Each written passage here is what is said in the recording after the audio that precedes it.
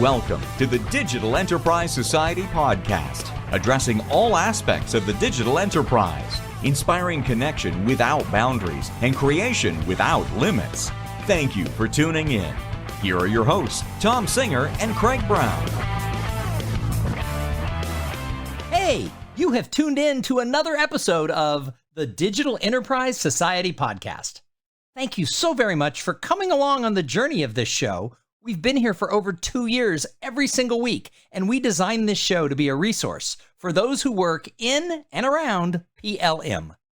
The Digital Enterprise Society is a forum for the exchange of ideas surrounding the tools, processes, and practices used across the product lifecycle. To learn more, visit digitalenterprisesociety.org. My name is Thom Singer, and I am so excited that I get to co-host this show. Now, oftentimes, most of the time, in fact, I am here with Craig Brown, and Craig is an industry veteran and former PLM leader at General Motors. However, once a month, give or take, I do these one-on-one interviews with experts who are going to help you dissect and grow your career. We're not going to talk technical, we're going to talk about career growth, and today is one of those days. I am really excited because our goal with the show is to bring you interesting interviews and conversations that are going to help everybody enhance and grow their careers. And that's why I invited Amber Hurdle. Now, Amber is the CEO of Amber Hurdle Consulting. And what she does is she goes into organizations and she digs in and she gets between people's ears. She says that she's there to talk about branding and personal branding, but what she really does is helps people have confidence. She supports everybody in finding their greatness and doesn't let anybody get away with making excuses. Now, I'm sure that no one who listens to this show ever makes excuses about why they're not living up to their greatness. But if you know somebody like that, Amber smacks them upside the head and makes sure that they perform. And today, we're going to talk about how do you communicate inside your company and how do you sort of manage that time you have with your supervisor so that you can shine. Hi, Amber. Hi, I love that introduction. We try to have a lot of fun here on the Digital Enterprise Society podcast, and I know it's going to be fun because I know Amber, and I have seen her speak, and I got to hang out with her at a conference in person in Las Vegas just a couple of weeks ago. So great. I know. I mean, who could believe we could get on an airplane and we could fly to Vegas and we could attend a conference? But we did. And after meeting Amber and talking to her, I knew I had to bring her here to the Digital Enterprise Society because all of you are going to love kind of her take on life and on your career and how you can really, really shine. So Amber, give me a little bit of a background as to how you got started in this world and what led you to be able to have Amber Hurdle Consulting and do the type of work that you do. Well, back in the day when I was just kidding. So I have a PR background, PR marketing, branding, and a PR degree. And what I found was that I really preferred internal audiences. So I can do external branding. I do that as a service as well, but we really dial in on personal brands and employer brands. And so I've done everything from work with fan bases, like in the country music world. I've worked with employee bases, member bases, really strengthening the people who are already committed at a deeper level, because I believe that if you have strong personal brands leading strong employer brands, then happy employees are serving happy customers, and you have a strong business brand by nature. We do it from the inside out. So just over the course of my career, I've continued to build upon that. And when Marriott bought Gaylord, I gave the longest notice in corporate history, 7 months, which turned into 8 months because Mr. Marriott was coming. They're like, please stay for that.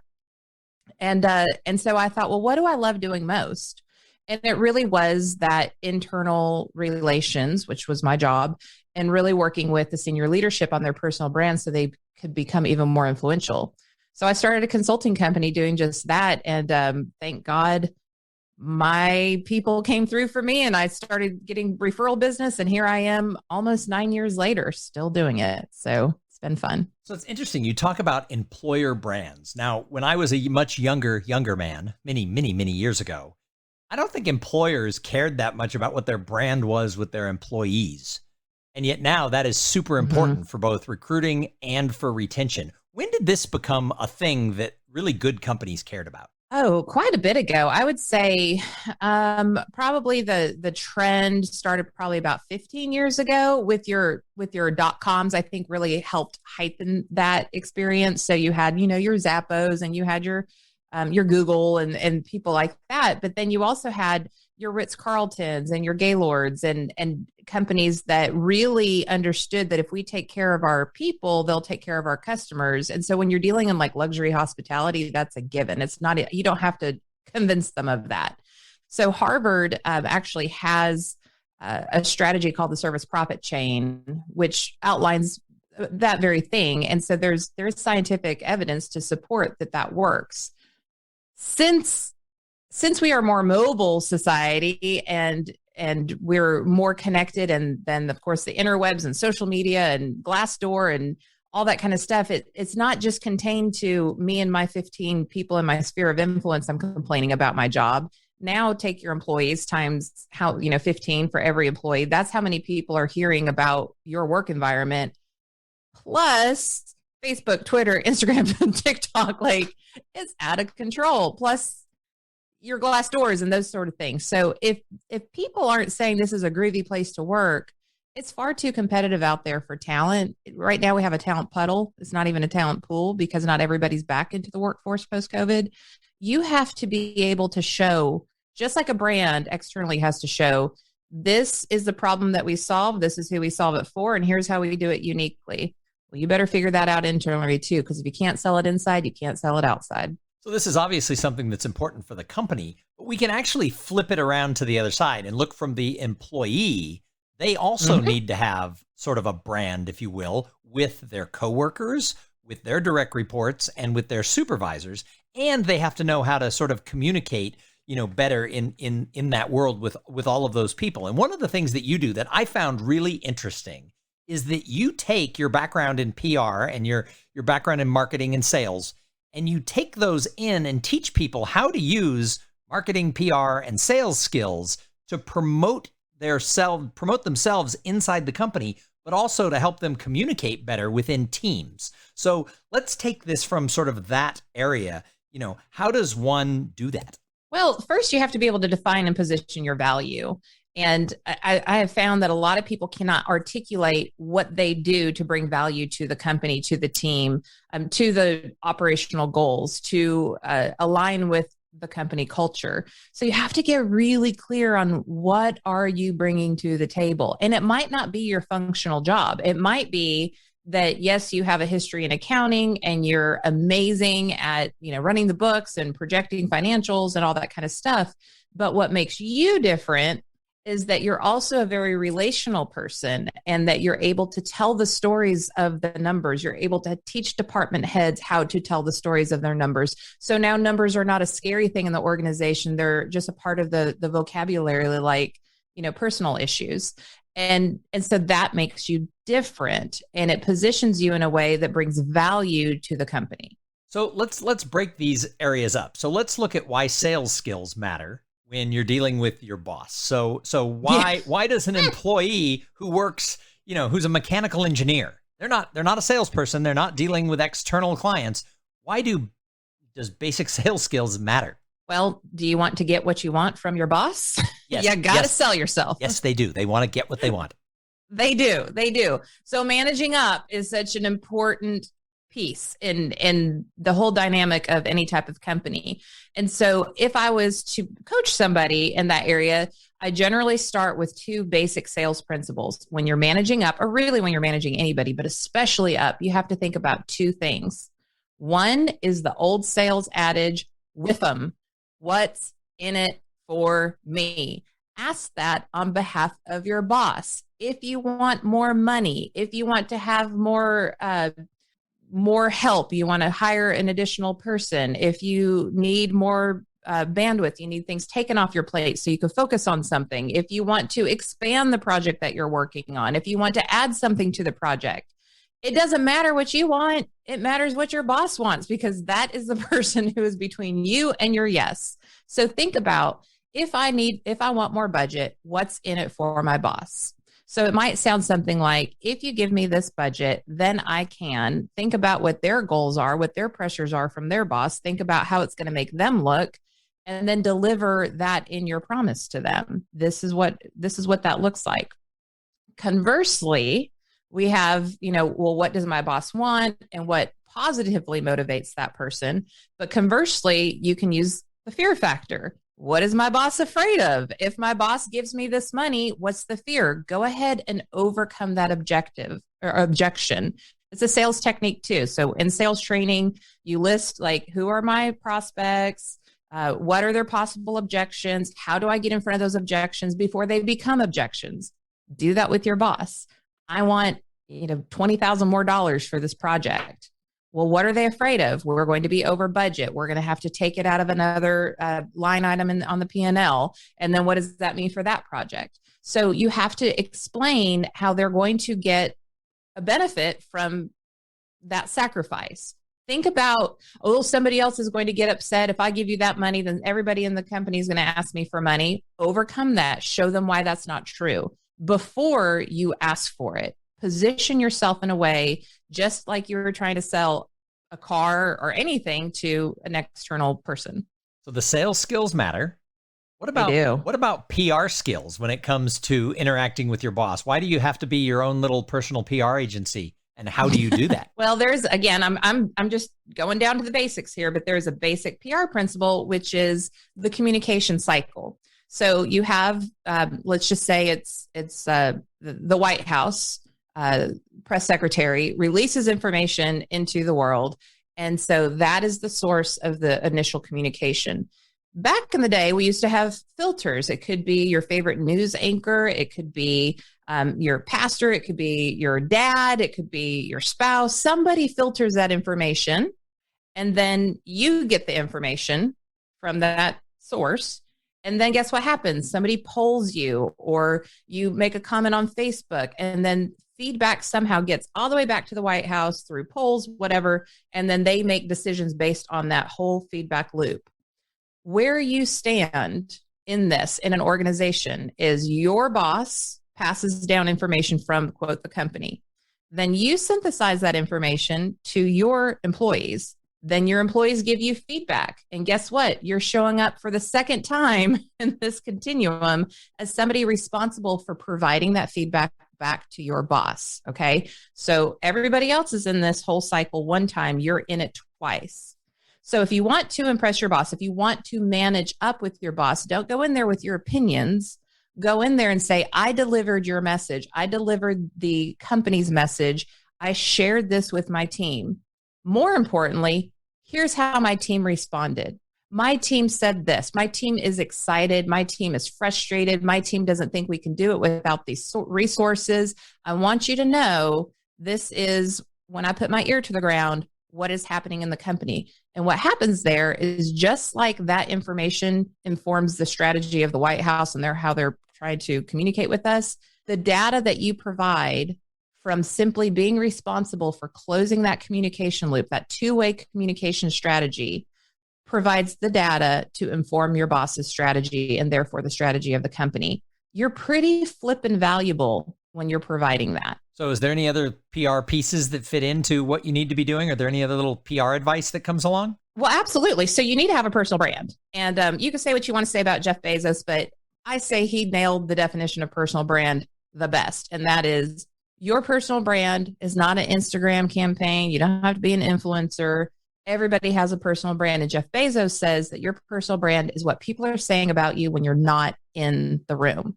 So, well, I want to jump in here, because one of the things I do when I talk to people about how do they network, part of that is like inside the company. So I go into companies and I talk about why the human connection matters. And I talk about this whole concept of, you have a personal brand, whether you've ever thought about it or not. It's exactly what Amber just said. It's what people are saying behind your back. And guess what?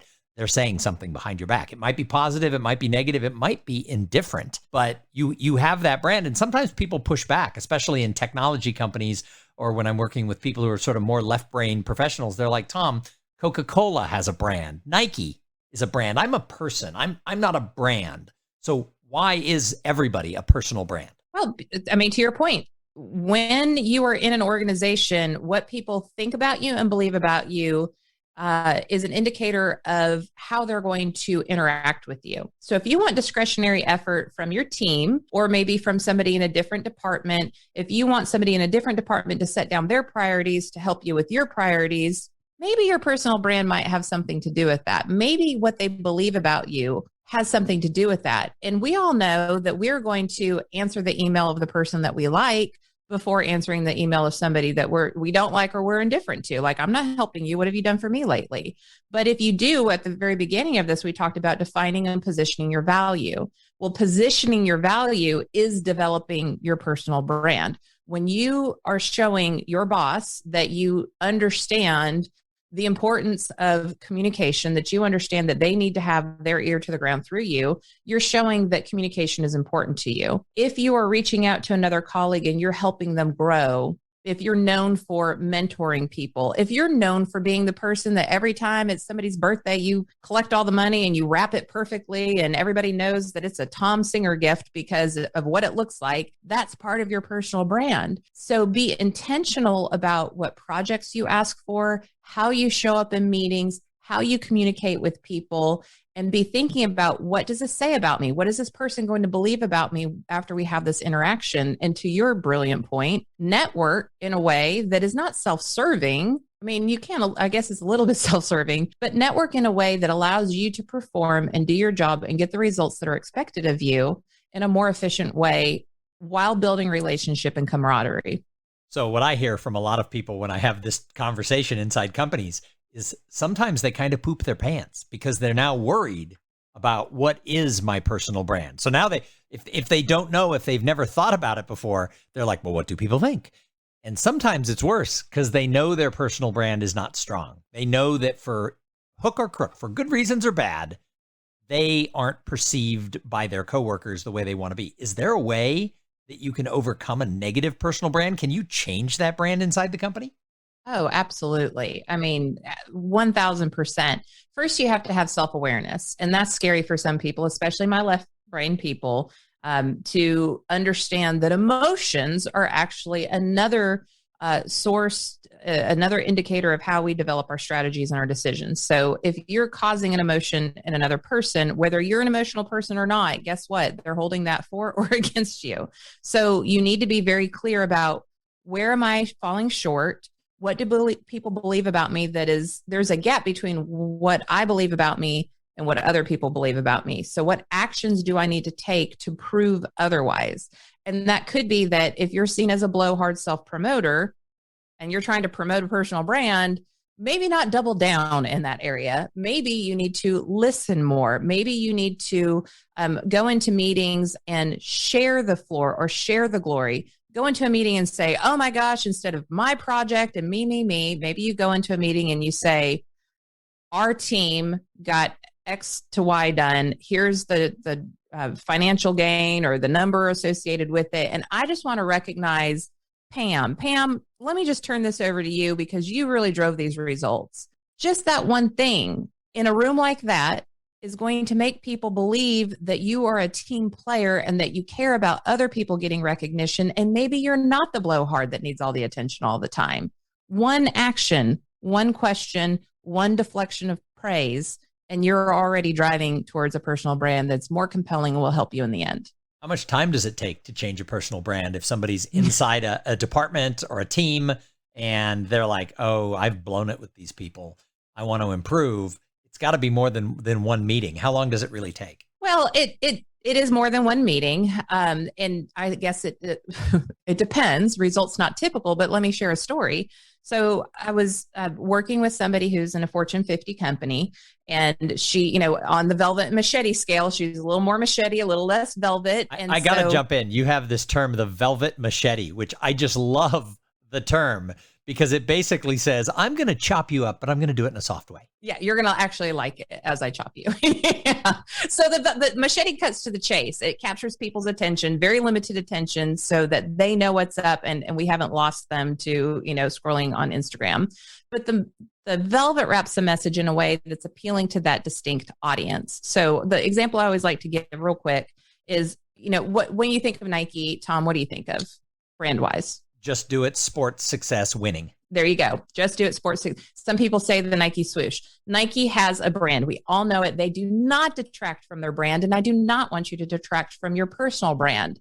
That said, another PR principle, another marketing principle is you define your target audiences.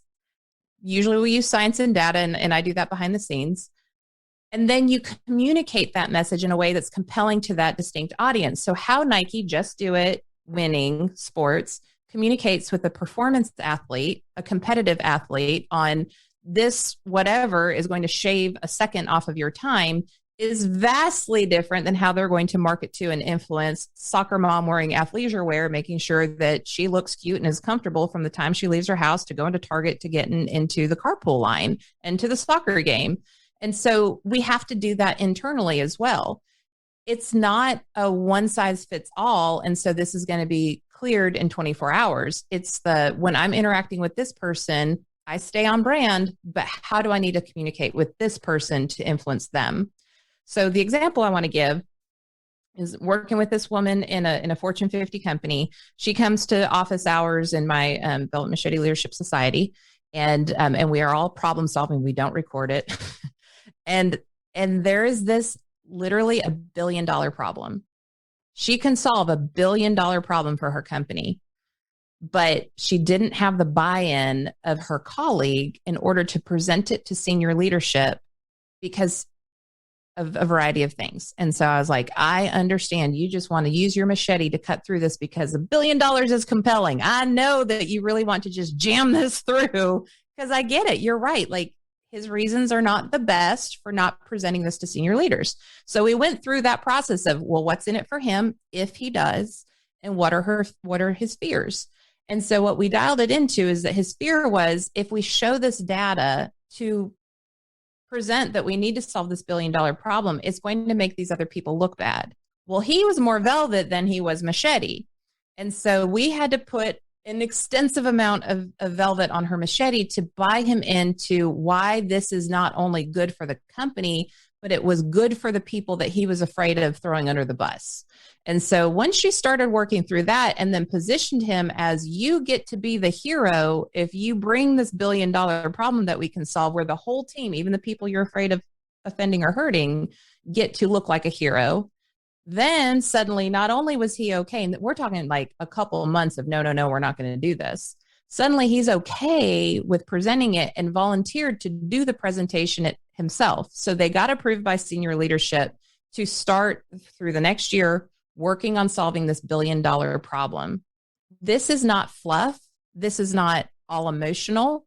This is the brass tacks bottom line of the business, is how your personal brand matters. So she struggled for 2 months. And within, I'd say, about a week and a half, she was able to reposition herself with that person to come off not as the aggressor, but as somebody who is supportive of him and his outcomes. And look what happened, $1 billion flipping dollars. So if someone's listening to this show and they're like feeling like, all right, maybe they don't have $1 billion issue, but they've got issues on their team and they want to be able to manage the people around them, both their teammates and, as we were talking about, managing up. You have any last minute tips for sort of how to go in with the velvet when they have a machete? Yeah.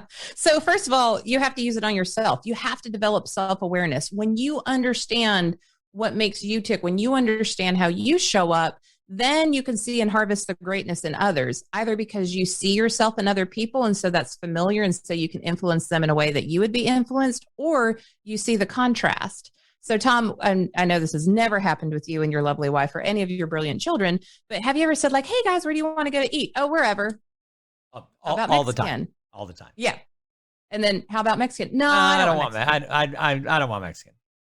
What about Italian? No, I had Italian for lunch. So then you go down this whole list. You're like, I thought you said you want to have anything. But what happens when you finally get through everything that they don't want, they can identify what they do want.